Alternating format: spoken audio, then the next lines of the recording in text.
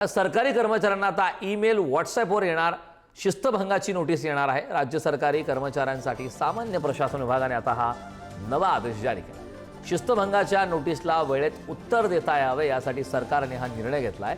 शिस्तभंगाच्या प्रकरणांचा निपटारा जलद होण्यासाठी हा मोठा निर्णय घेण्यात आला आहे।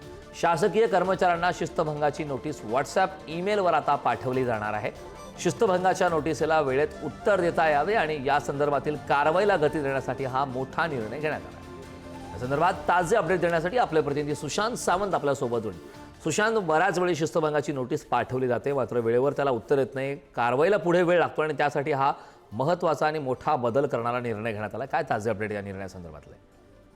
अगदी खरंच आहे, कारण आपण जर बघितलं असेल तर अनेकदा दोषारोप पत्राचा चौकशी अहवाल जो आहे तो शिस्तभंगा संदर्भात आणि इतर कागदपत्र व्यक्तिशः किंवा टपालाने पाठवली जायची। मात्र अनेकदा ही कागदपत्र संबंधित व्यक्तीपर्यंत पोहोचत नसल्याच्या तक्रारी आल्या होत्या आणि त्यामुळे कारवाईला देखील उशीर होत होता। मात्र आता सामान्य प्रशासन विभागानं एक महत्त्वपूर्ण निर्णय घेतलेला आहे आणि एक नवी कार्यप्रणाली जी आहे ती अंमलात आणलेली आहे।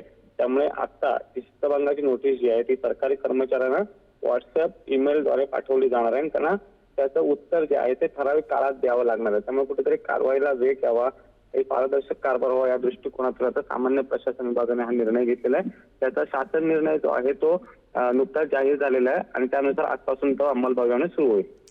नक्कीच सुशांत, खूप खूप धन्यवाद या महत्त्वपूर्ण अशा माहितीसाठी।